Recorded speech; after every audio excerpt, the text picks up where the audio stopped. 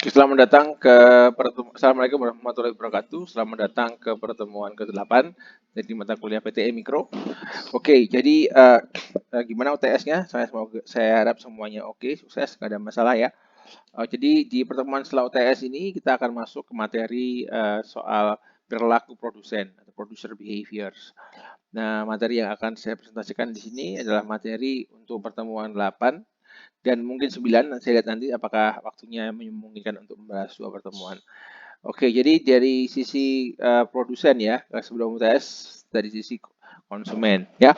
Oke, pertama-tama kita ada dua tema ya, production sendiri, produksi sendiri. Yang kedua adalah soal organisasi bisnis.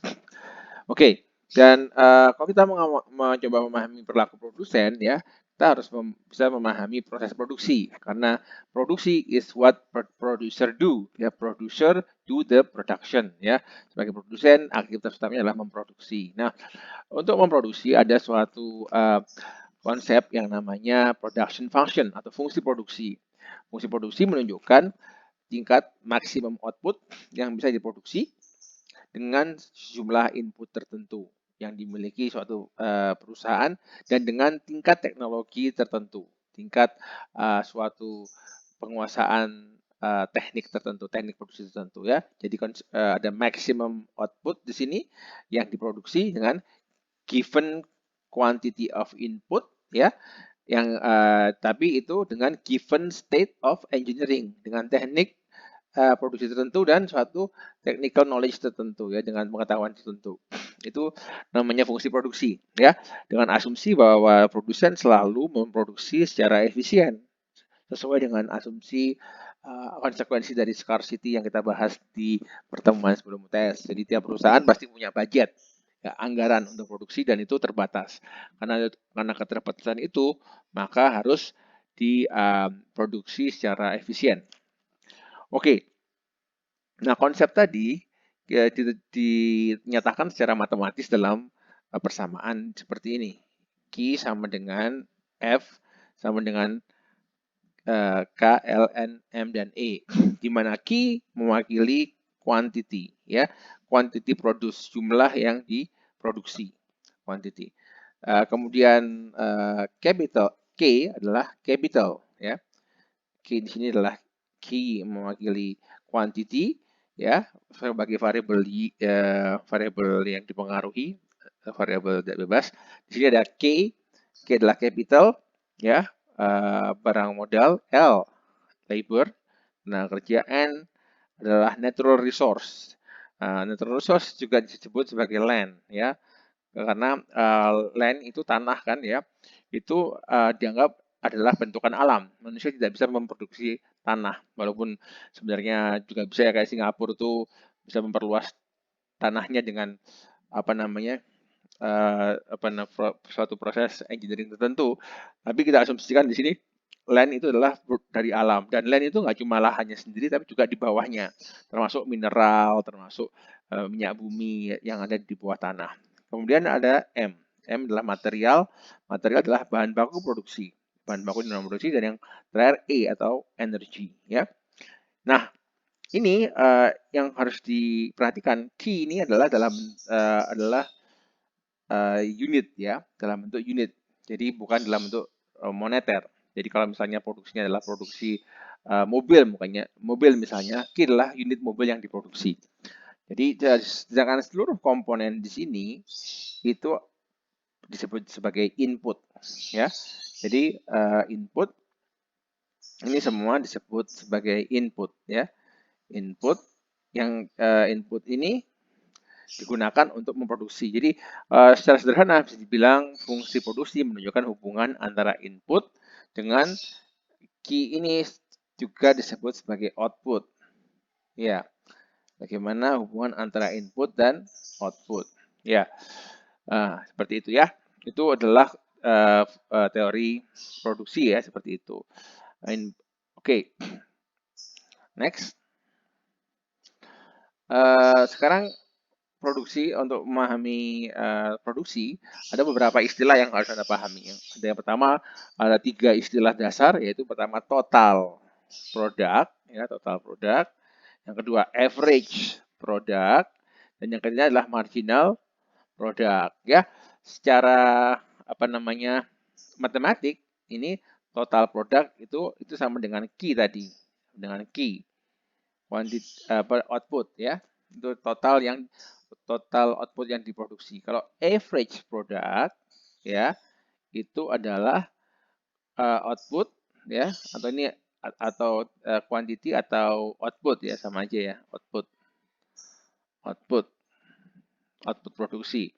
Kalau average product adalah output dibagi dengan input ya, itu adalah average product. Nah, kalau marginal product atau sering disebut dengan MP, marginal product, itu adalah deltanya. Delta output dibagi dengan delta atau pertambahan ya, pertambahan delta input. Oke, nah sekarang kita coba bahas satu persatu. Oke, nah output jadi TP atau total product adalah jumlah total yang diproduksi suatu perusahaan di satu waktu tertentu dengan suatu input tertentu, dengan suatu teknologi teknik produksi tertentu. Nah, average product adalah output dibagi input. Artinya ialah menunjukkan ya, ini adalah menunjukkan berapa rata-rata output yang bisa dihasilkan oleh satu unit output, satu unit input. Berapa output ya, rata-rata output yang dihasilkan, yang diproduksi atau yang dihasilkan oleh satu unit input. Nah, ya kan? Berapakah itu? Ya, misalnya berapa output yang dihasilkan oleh satu unit input rata-rata. Nah, masalahnya seperti Anda lihat tadi, input itu tidak cuma satu, tapi ada berbagai macam. Ada di capital, labor, ya kan, dan lain-lain. Jadi gimana caranya kemudian AP ini dihitung? Nah, karena input itu beragam, maka average product itu tidak bisa berdiri sendiri. Ya, dia perlu didefinisikan. Dengan apa? Dengan satuan input yang mau kita observasi. Ya, misalnya kita mau lihatnya inputnya labor, maka kita perlu kasih dia APL. L stands for labor. Ya, jadi average product dari input labor. Nah, ini inputnya juga kita hapus, nggak lagi input gini, tapi langsung kita bilang ini labor. L gini. Ya, kita coret ininya, ya, kita ganti L gini. Atau kita hapus aja deh, biar lebih jelas. Ya, kita hapus dulu.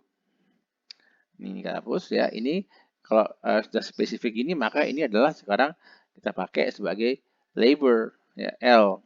Nah, jadi berapa output yang diproduksi dibagi sama input labor, ya kan? Itu menunjukkan tiap satu tenaga kerja itu menghasilkan berapa output. Nah, average product ini karena konsepsinya seperti ini disebut juga sebagai ukuran produktivitas. Jadi productivity atau produktivitas. Ya, jadi untuk melihat produktivitas perusahaan, lihat ini average produknya, berapa kemampuan satu unit inputnya menghasilkan output. Ya, semakin tinggi berarti semakin produktif, ya kan? Sama kalau kita ngomongin juga misalnya seorang penulis buku, ya, atau seorang sutradara, kan? Berapa film yang dihasilkan setahun, ya kan? Setahun, 1 tahun itu sebagai inputnya. Satu orang direktur atau saudara, satu orang penulis buku ya, dalam setahun berapa jumlah buku yang dihasilkan. Ya, itu adalah tingkat produktivitas sang penulis atau sang sutradara tadi. Ini sama juga, labor juga kayak gitu prinsipnya ya. Berapa output yang dihasilkan oleh tiap satu unit output. Ya, nah, kalau nanti kemudian kita estimasi yang lain ya ganti L-nya. Misalnya kalau tadi kita mau ganti soal capital misalnya, ganti aja nih, jadi bukan lagi L tapi jadinya K for capital ya. K for capital. Bisa juga seperti itu. Ya, jadi dia perlu didefinisikan secara spesifik.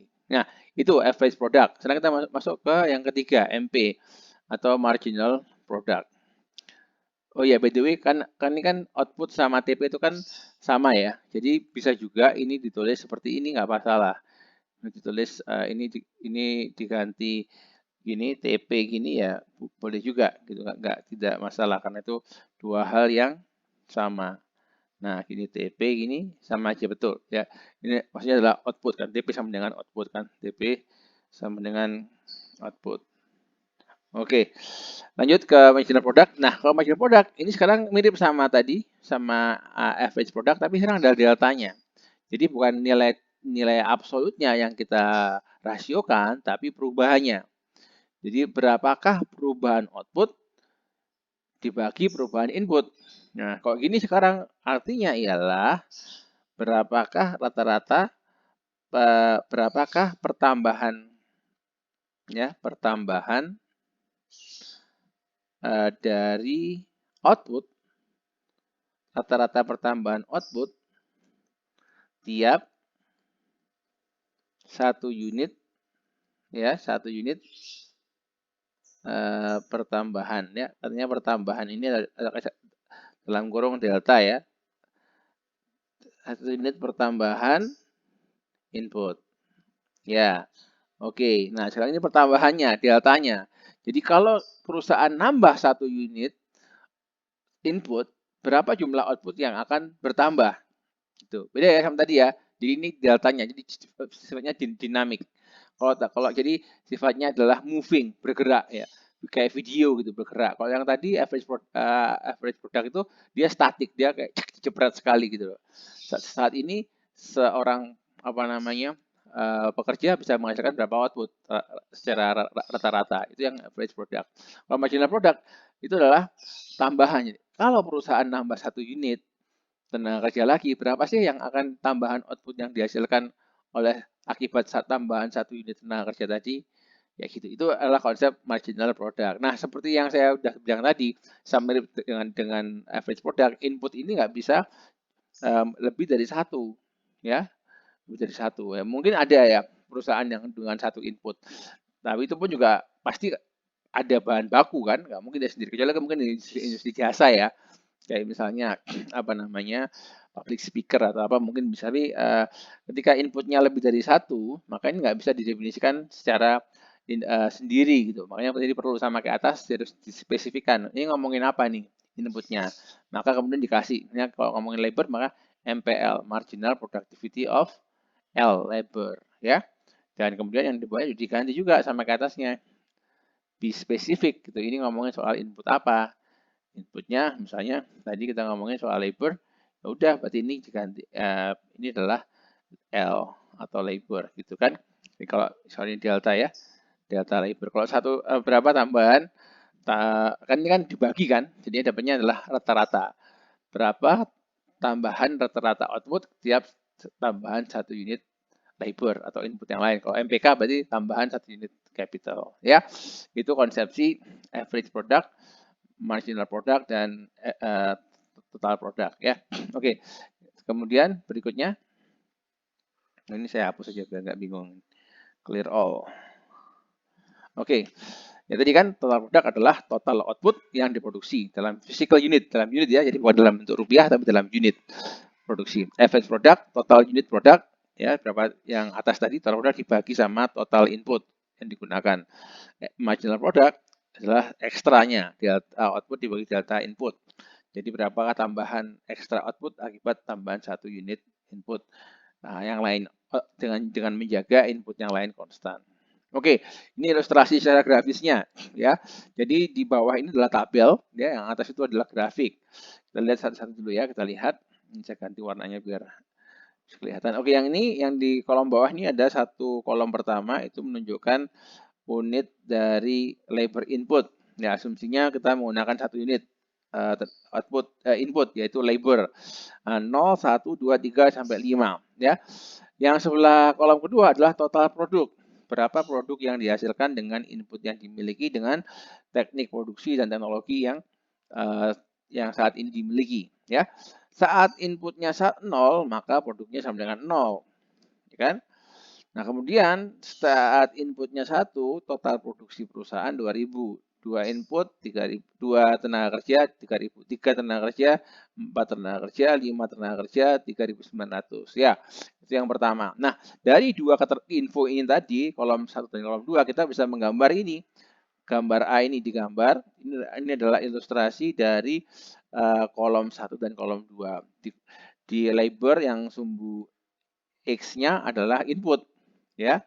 Inputnya kolom 1, kalau yang atas yang Y, sumbu Y adalah apa namanya, yang sumbu Y adalah outputnya atau kolom 2, ya. Ini yang sumbu horizontal, yang kolom 1 atau input, ya.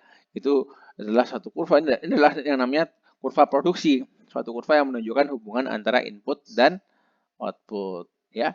Terus oke, sekarang kita lihat yang kita dari kolom 1 dan kolom 2, kita bisa bikin kolom yang lain, yaitu marginal product. Caranya gimana cara bikin marginal product?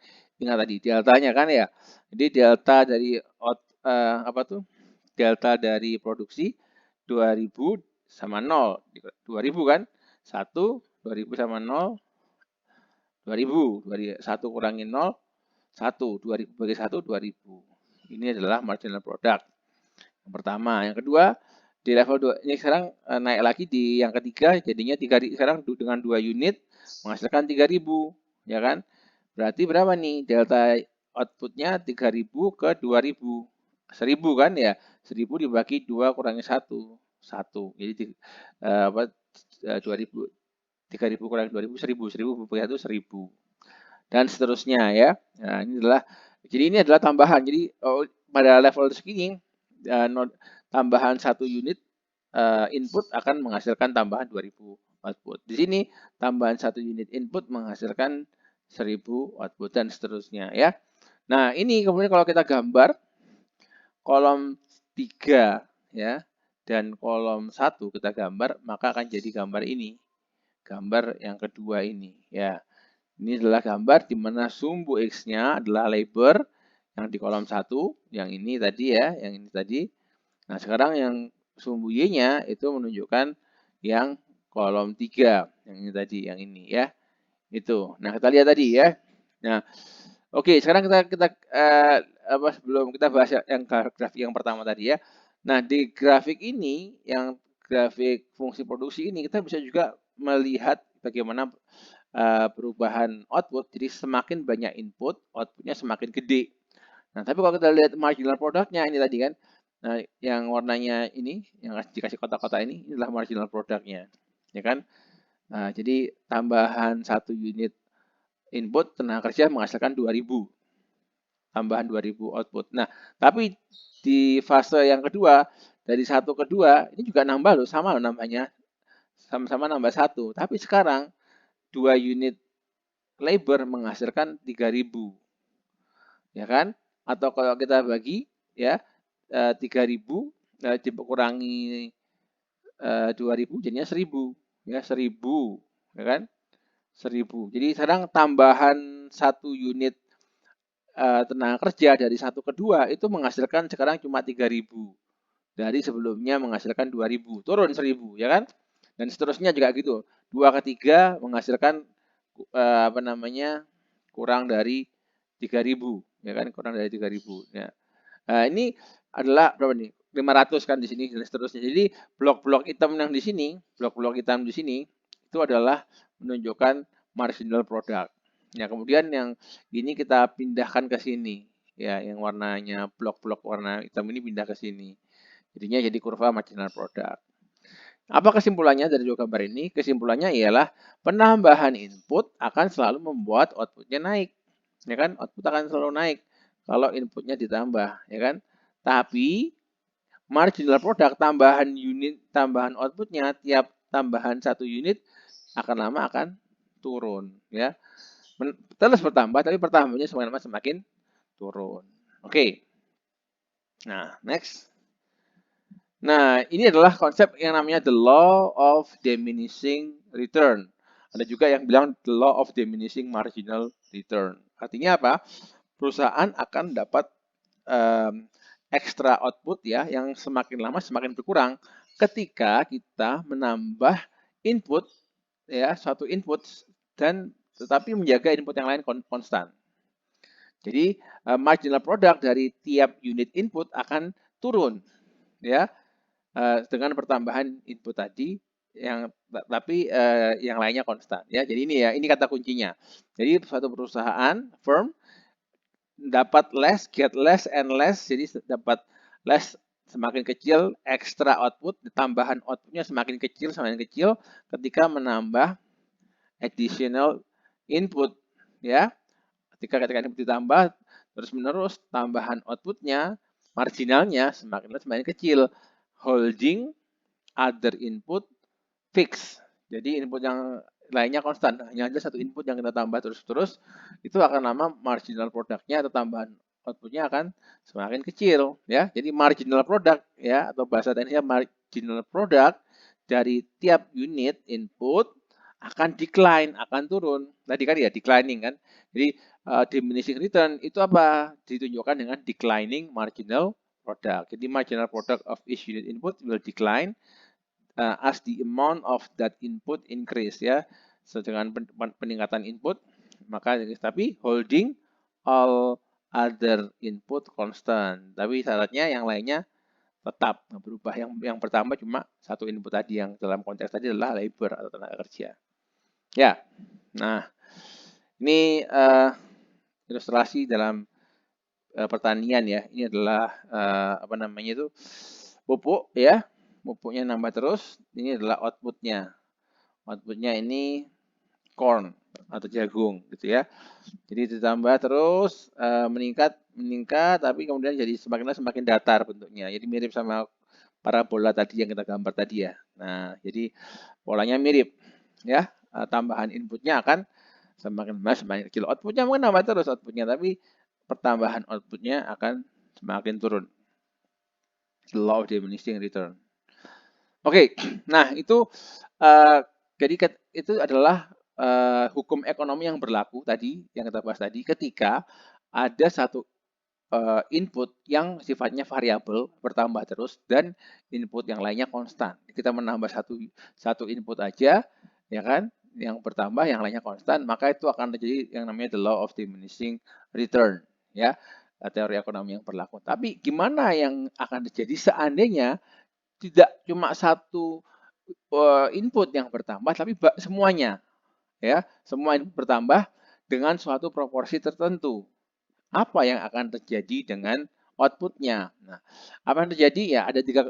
Kalau kita bahas tadi, kita bahas suatu fenomena di mana kita menambah semua input, ya.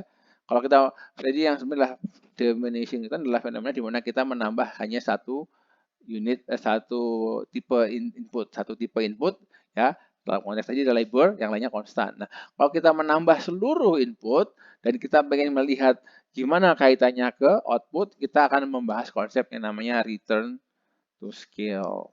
Nah, ini sering juga disingkat RTS, return to scale, ya, RTS. Nah, jadi ini dari yang warnanya hijau ini jelasin.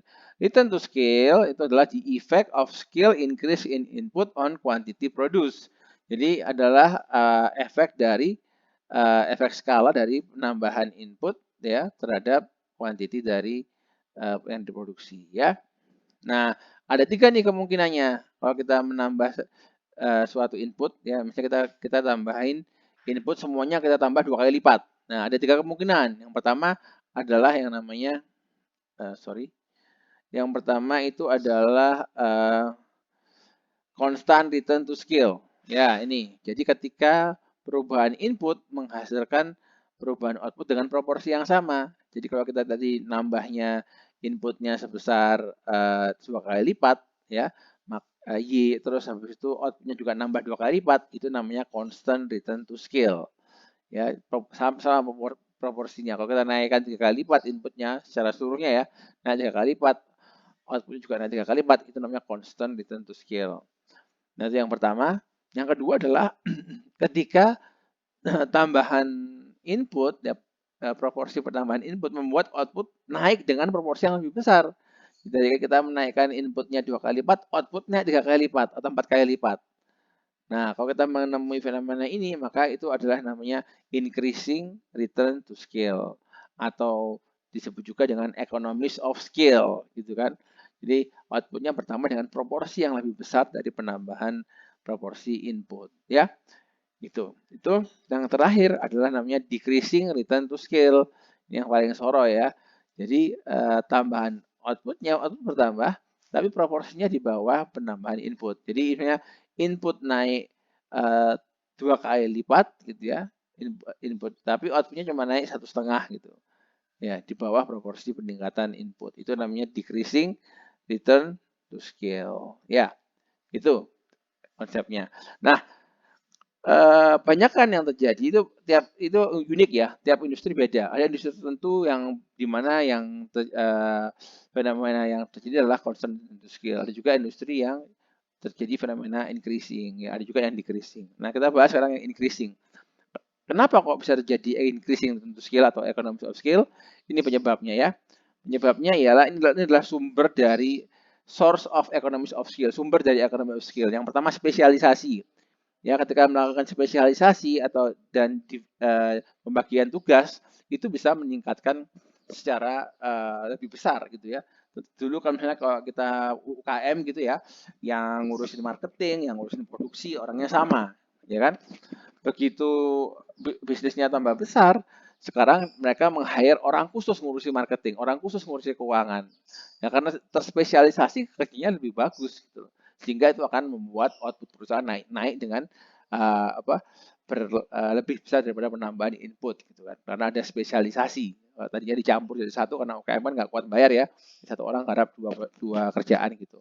Misalnya itu yang pertama spesialisasi dan pembagian tugas. Yang kedua adalah karena teknologi ya, ini adalah information teknologi dengan teknologi yang lebih baik maka bisa menghasilkan output yang lebih besar ya. Itu adalah konsep return to scale ya. Jadi ini konsepnya ya, dalam teori produksi konsep-konsepnya yang pertama tadi konsepsi mengenai apa namanya fungsi produksi, yang kedua konsepsi mengenai apa namanya konsep total product ya kan, total product, marginal product, average product, fungsi produksi. Nah, terus ada konsep namanya diminishing return ya kan, declining marginal product. Jadi kita harus ngerti tuh konsep total product, average product, marginal product. Jadi fungsi produksi adalah fungsi dari total product ya. Jadi apa buktinya jadi diminishing return adalah marginal produknya itu suatu input itu semakin lama semakin kecil ya. Tapi syaratnya ialah input yang lain konstan ya. Yang kedua adalah return to scale ya. Increase in output, penambahan dalam output for balance increase in all input. Dengan ketika dan pertambahan input secara balance. Balance itu maksudnya antar inputnya balance sama-sama meningkat dengan proporsi yang sama. Ya, enggak misalnya capital naik 2 kali lipat, labor naik 3 kali lipat kayak gitu. Semuanya semua input naik secara proporsi yang sama dalam balance naiknya 3 kali lipat, 2 kali lipat, 1,5 kali lipat gitu. Nah, return to scale ada 3 ya, ketika input bertambah dengan suatu proporsi yang sama untuk tiap inputnya, maka bisa jadi decreasing return to scale ya kan, ketika penambahan outputnya kurang dari proporsional, lebih kecil daripada proporsi peningkatan input, atau constant sama peningkatannya kalau input 2 kali lipat, output juga dan 2 kali lipat, atau yang terakhir di increasing. Ini yang terjadi dengan economies of scale, jadi more than proportional, Y-nya naik dengan proporsi yang lebih tinggi dari proporsi kenaikan input. Itu ya. Oke. Nah, oke, pentingnya kemudian kita kenapa kok pentingnya kita juga dalam konsepsi produksi juga membedakan antara short run dan long run ya, jangka pendek dan jangka panjang ya. Nah, bagaimana kita membedakan jangka pendek jangka panjang dalam konsepsi mikroekonomi ya.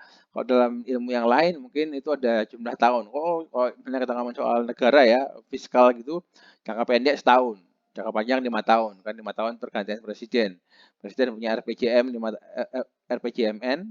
rencana pembangunan jangka menengah nasional 5 tahun, ada rencana tahunan, jangka pendek 5 tahun, jangka panjang 5 tahun. Itu kalau yang ngomongin di sisi fiskal. Tapi kalau ngomongin bisnis, bukan itu definisi short run, long run.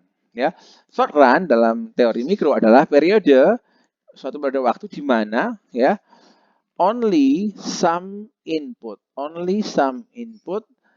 yaitu yang disebut dengan the variable input can be adjusted ya. Jadi jangka pendek adalah suatu masa di mana hanya beberapa input, yaitu yang disebut dengan variable input yang bisa di-adjust. Di-adjust itu ditambahin, dikurangin ya, dinaikkan, diturunkan. Nah, in the short run, dalam jangka pendek, fixed input, yaitu seperti, contohnya apa fixed input? Fixed input ya input yang nggak fix jumlahnya, nggak bisa ditambah, nggak bisa dikurangi. Seperti pabrik, ya kan, peralatan berat, itu nggak bisa dimodifikasi atau ditambah, ya. Karena misalnya ada kondisi physical condition, ya kan, karena pabrik itu butuh waktu untuk bangun, atau mungkin juga legal kontrak gitu kan. Misalnya kontraknya cuma kontrak setahunan gitu kan, jadi nggak bisa diotak-atik karena udah dikunci apa namanya dengan suatu hukum gitu kan. Itu adalah namanya short run. Jadi ada input-input yang variabel, ada input yang fix. Variabel itu bisa di-adjust ya, bisa ditambahin, bisa dikurangi, dan juga ada input yang fix yang nggak bisa diotak-atik. Ya udah kita punya segitu, nggak bisa ditambah, nggak bisa dikurangi ya. Itu kondisi short run dalam mikroekonomi. Nah, kalau long run adalah suatu periode ya, periode di mana semua faktor produksi ya, semua faktor yang dipakai oleh perusahaan termasuk modal, termasuk apa pabrik, mesin dan lain-lain can be changed, bisa diubah, bisa ditambah, bisa dikurangi. Jadi semua inputnya variabel, nggak ada variabel yang input. Itu jangka panjang dalam konsepsi mikroekonomi ya. Itu jadi bukan masalah waktunya, masalah kondisi inputnya ya. Ketika semua input itu, misalnya, oh kita kalau dalam waktu setahun kita nggak bisa merubah jumlah apa misalnya mesin atau jumlah pabrik karena kita harus ngurusin waktu pengurusan izin aja butuh waktu misalnya 7 bulan, bangun pabrik butuh 6 bulan sendiri, nggak mungkin kalau 1 tahun itu ditambah gitu, gitu. Tapi kalau dalam 5 tahun semua bisa ditambah. Nah itu jadi tergantung, bisa 5 tahun, bisa 4 tahun, bisa 3 tahun, tergantung industrinya ya. Yang jelas kalau momen di mana semua input variabel itu adalah momen long run dalam konsepsi mikroekonomi ya. Nah, sekarang kita bahas ya soal yang namanya technological change atau perubahan karena teknologi ya. Jadi kan ini kan bilang di waktu tadi awal soal produksi ditambah ada fungsi produksi adalah jumlah maksimum yang bisa diproduksi dengan input tertentu dan dengan suatu level teknologi tertentu, ya kan? Jadi output bisa bertambah karena dua hal, karena pertambahan input atau ada perubahan teknologi. Nah, ketika output bertambah karena perubahan teknologi itu bagus buat perekonomian secara keseluruhan. Itu bisa meningkatkan produktivitas. Ingat tadi kemarin konsep produktivitas adalah secara secara empirik itu kita gunakan indikator average product, output dibagi input. Jadi kalau produktivitasnya meningkat, artinya dengan input yang sama kita bisa menghasilkan output yang lebih tinggi, lebih produktif ya, karena ada teknologi. Yang kedua, meningkatkan standar kehidupan ya. Kalau semakin canggih, kita bisa pendapatan perusahaan semakin banyak dengan input yang sama, pendapatannya semakin banyak, maka punya ruang yang besar untuk mensejahterakan karyawannya ya. Itu di level perusahaan dan di level bangsa sama juga. Jadi technological change atau perubahan teknologi, peningkatan teknologi itu meningkatkan produktivitas dan menaikkan standar kehidupan ya, standard of living. Satu sumber dari perubahan teknologi adalah inovasi ya, inovasi ya. Ini terjadi ketika ada suatu teknik produksi baru yang diketahui ya. Jadi ada engineering knowledge improve production. Jadi teknik produksi baru. Wah ini kita bikin tempe kayak gini, sekarang udah pakai teknik yang lebih baru dengan mesin yang lebih baru, mungkin bisa ini bisa melakukan inovasi ya, menghasilkan output yang lebih besar ya, inovasi. Oke, inovasi ini kalau kita lihat dalam diilustrasikan dalam bentuk kurva total produk, itu adalah pergeseran production function ke atas. Nah, seperti ini contohnya ya. Jadi ini yang bawah adalah dengan teknologi tahun 95 ya. Ini input, ini outputnya. Nah, tapi dengan teknologi tahun 2005 seperti ini ya, jadi ada lompatan ya. Jadi artinya apa? Input sebesar ini ya, dengan teknologi tahun 95 seperti ini outputnya. Tapi dengan teknologi tahun 2005 lebih canggih, itu bisa produksinya sebesar ini. Dengan input yang sama menghasilkan output yang lebih tinggi ya.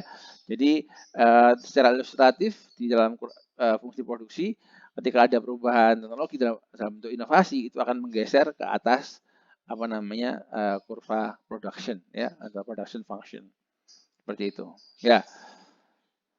Nah sekarang apakah kalau ada technological progress atau peningkatan teknologi, bisa nggak technological regress mundur ke belakang? Well, sebenarnya sih tidak mungkin ya, kalau marketnya itu market ekonomi yang berjalan dengan baik, sebenarnya nggak bisa gitu. Teknologi maju terus gitu kan.